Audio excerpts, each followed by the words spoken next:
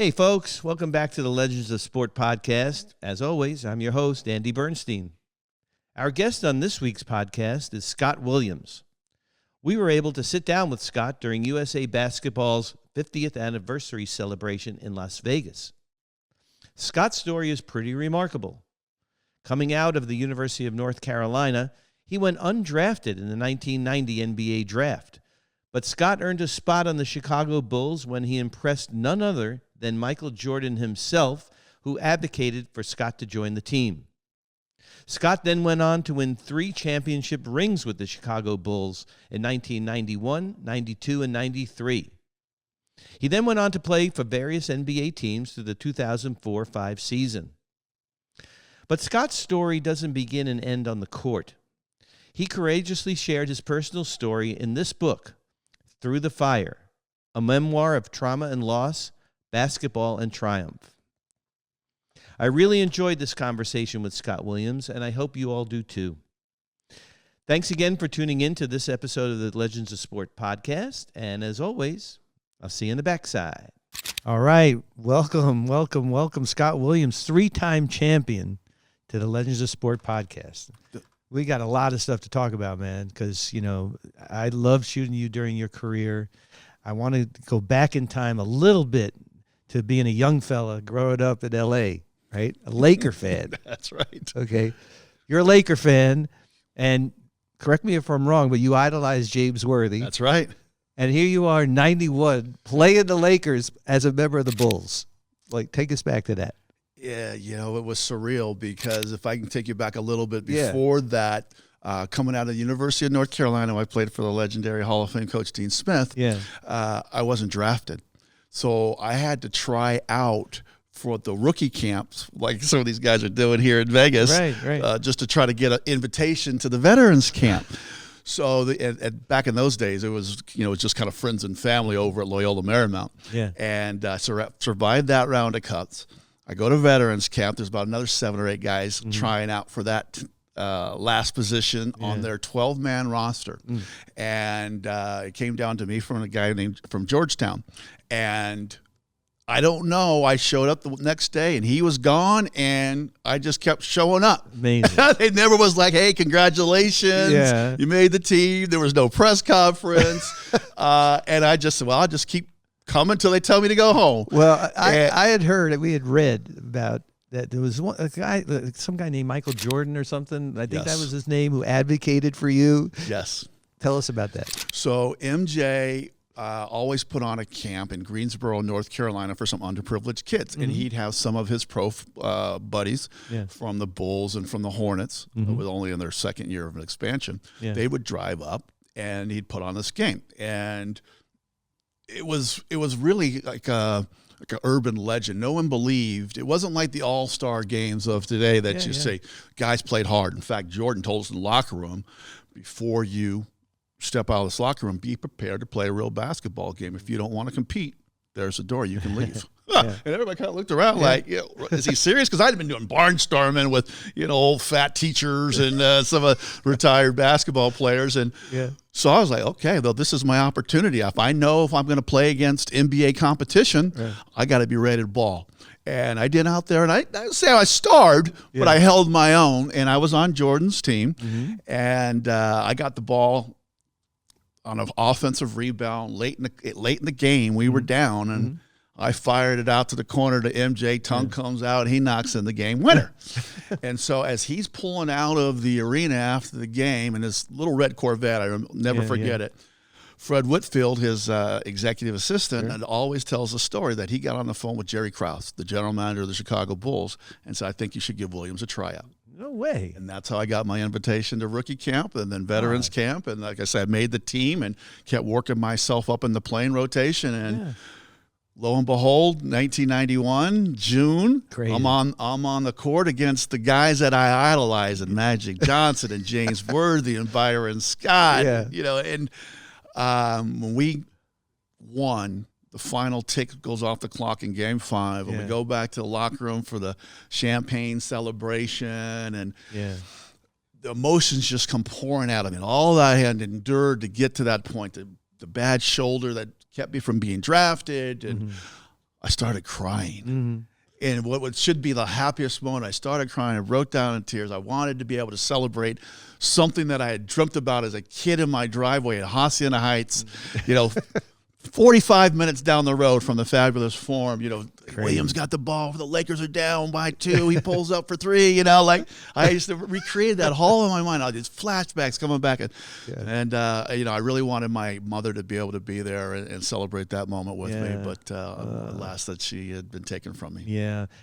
It's an incredible moment. I mean, I was there, obviously, and I got the picture of Michael holding the trophy, crying his eyes out, because, as you said, all those emotions just came pouring out, right? Yeah. And when you watch The Last Dance, which all of us, it took 25 whatever years for it to come out, during COVID, what were your thoughts as you were rewatching all of this?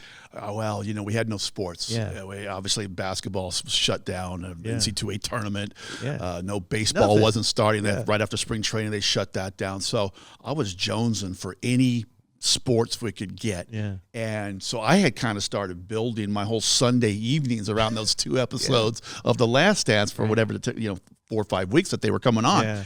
I'd plan my little Italian dinner, would pair it with my bottle of wine, and made a little event out of it. And it became so popular that a number of people started reaching out to start doing podcasts like your own, and we were on with like Will Perdue and Stacey King and BJ also, and my buddy Cliff Levingston, and we were rehashing all these stories and stuff. Now, we were part of the first dance, as we like to call it, right? The 91, 92, first 93 dance. Group, right? And I was telling all these stories and sharing some of them on my social media platform, and somebody said to me, hey, you should write a book. And that's kind of how my book project got started. Let's talk about that. Yeah, and so I co-wrote it with a guy by the name of Ben Guest, and Ben was writing a book of his own, and he wanted some information about basketball terminology and different plays and the mindset of an athlete. And I said, yeah, I'm happy to help you with yours, but you got to help me with mine. And he was great to work with, and we put together a nice little project here. That's amazing. I was telling him all my time in North Carolina and my time with the Bulls, and he goes, yeah, but what happened in your life before that? Yeah. And that's when I had to start getting real. Sure. I mean, you go deep, and you had some real tragedy in your life. And how was it cathartic to write about that, to put it actually on paper, or put it on into a document and sort of relive that all over again, or it was tough. It was real tough. I don't know how many people know my story, but right after my freshman year at North Carolina, Dean Smith knocks on my dorm one morning at 7 o'clock in the morning. You don't normally find the head coach. And I'm thinking, oh my God, did I miss a class? I'm going to be running to the golf course to the rest of my my life as punishment. And he asked my roommate to step out and told me that my parents, who were separated and about to go through divorce, that my father had found my mother and put a gun on her and then killed himself. And I felt like my world was falling apart. And I'm very lucky in one aspect that I was at North Carolina with Dean Smith, who had just a wonderful North Carolina family. It was a culture that just wrapped a warm blanket of support around for me. And there was times when I thought I was going to be able to go on with basketball. I wasn't going to be able to handle the school load. I wasn't sleeping at night. Started drinking a little bit too much at night to be able to try to fall asleep, and practices were hard because I was, not feeling good on about 2 hours of sleep. And I went to Coach Smith and I said, Coach, I think I need to sit out the year. And he told me no. And he said, I want you close to me or I'd keep an eye on you. Wow. I was a little surprised, but I didn't. You don't argue with Coach Smith. And, it was tough to get through some of the practices, but it really made me focus. And I felt as though my time on the court almost became a little bit of a sanctuary, because I'd lock in on what he was teaching that day, whether it was an offensive play or defensive play or rotations. And for those 2.5, 3 hours, it was an escape from the pain. And then to have to make the conscious decision, all right, I'm going to put this out to the world in a book. I mean, that's a big decision to make.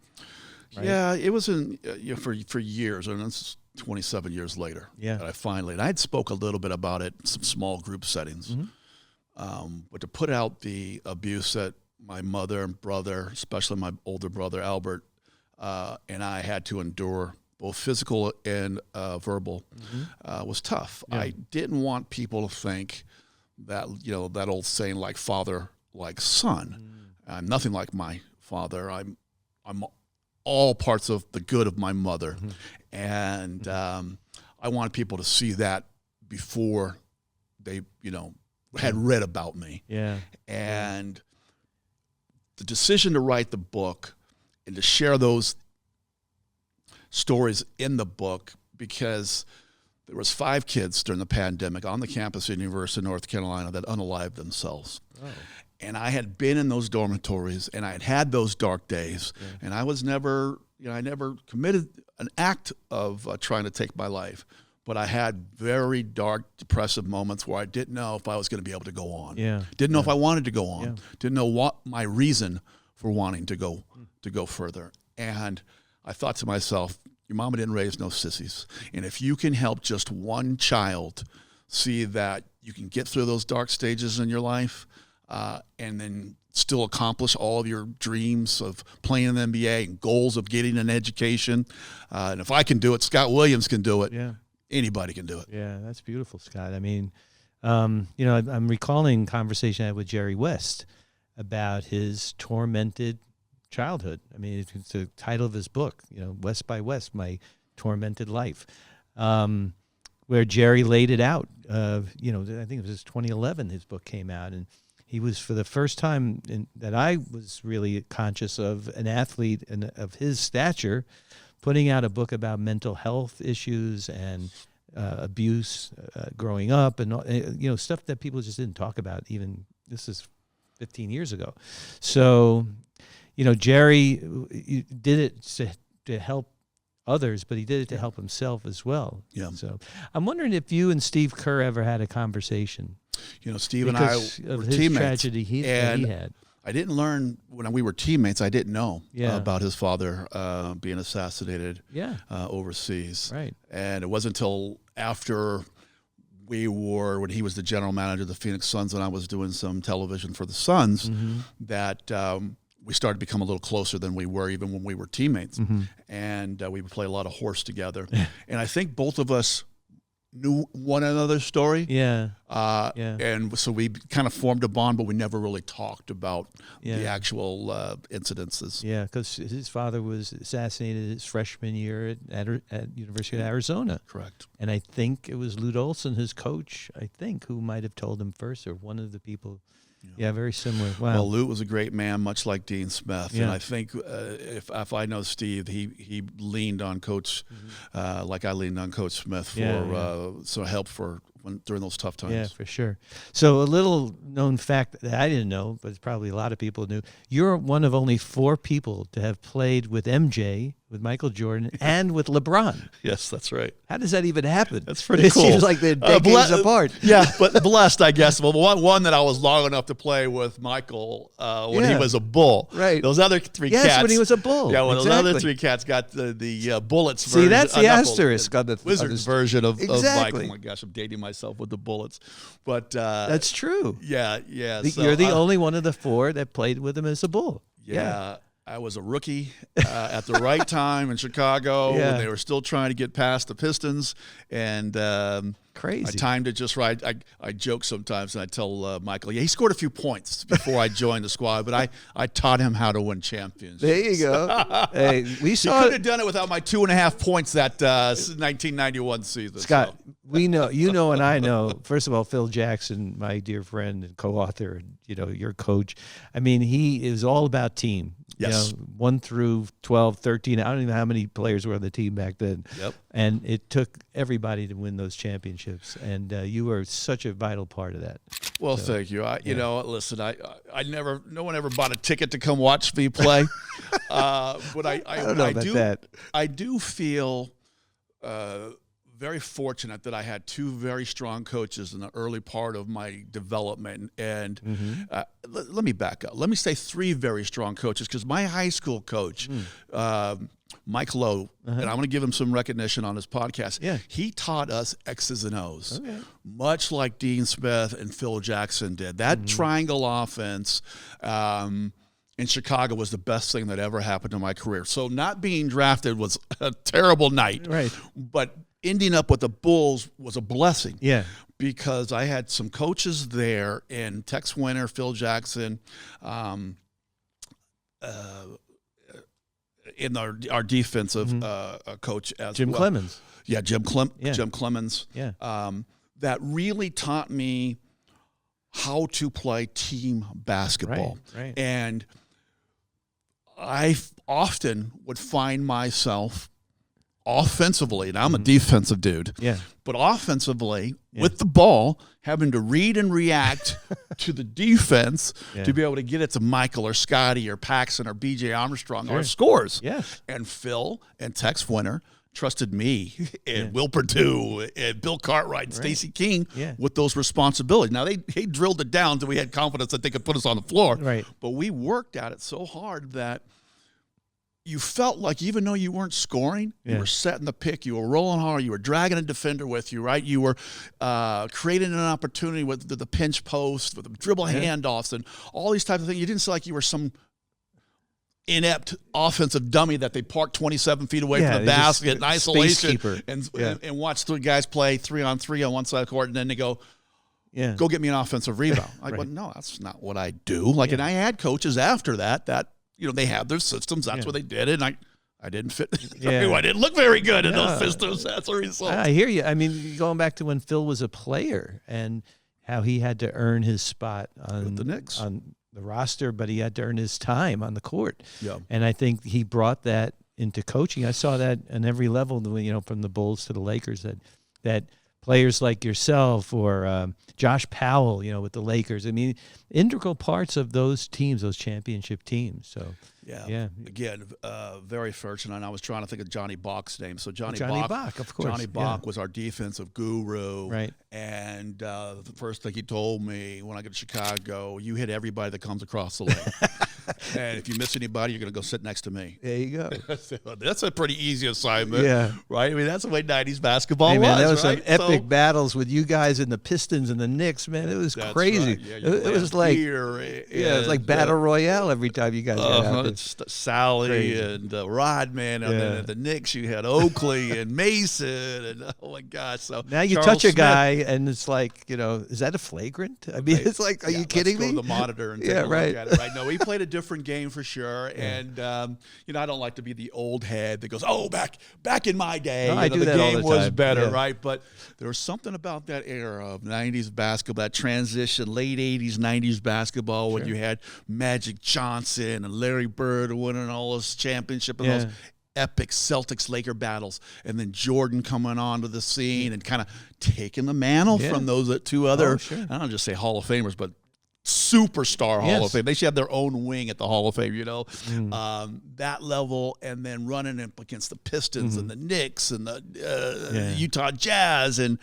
Seattle Supersonics. So it was just a better style of basketball that we played. Yeah, and we didn't score 130 points, but unless you played for Denver. That's a different story. Yeah. We didn't score all the points that they do that the kids love seeing today. We didn't shoot 43s in a game. We didn't go to the line 15 times. But for me, I wouldn't trade. I wouldn't trade it for the world. The memories and the friendships I made along the way were just you can't recreate. Oh, that's great, Scott. Well, listen, man, it's so great that you stopped by. And it's been, you've been on my wish list to get on the podcast before the book came out. But, very happy to promote the book and whatever you're doing down the road, man. Yeah, I'm happy to try to have partnered with some domestic violence centers in the University of North Carolina. Beautiful. There's the Compass Center right off of campus. And then in Phoenix, partnered with Chrysalis. So they actually house battered women and children. Wow, so trying to raise a little awareness and raise some money and put some dollars into their coffers as well. So I appreciate you. When I got the call yesterday that I had the opportunity to join you today, I jumped all over it. Thank you, buddy. Appreciate it. And whatever we can do I'll give you a pound. Whatever we can do, if there's an event and we can services, or we can bring the podcast there, or silent auction items, whatever I can do personally, but we can do as a platform, we're happy to help. Thank you very much. I appreciate that. Good to see you. Thank you. A big thanks to Scott Williams for this interview. Please check out Scott's book, Through the Fire. His story is honest and very, very inspiring. Thanks again, everyone, for tuning into this episode of the Legends of Sport podcast. You know we love bringing these conversations to you, so please tell all your friends to continue to subscribe to our YouTube channel, Legends of Sport, and our Instagram at Legends of Sport, and my photography can be found on Instagram at ADB Photo Inc. Big thanks, as always, to our producer, Carlin Barker, our editors, Sean Gosser and Addison Xiao, and our intern, Will Allen. Our good friends, Charlie and Julio, and all the folks from USA Basketball who were so helpful to us, thank you very much. And a big shout out to Fujifilm and Memento for being great supporters of the Legends of Sport podcast while we were in Las Vegas, where we recorded this episode with Scott. Thanks again to all our loyal followers, and we'll see you again next week for another great conversation on the Legends of Sport podcast.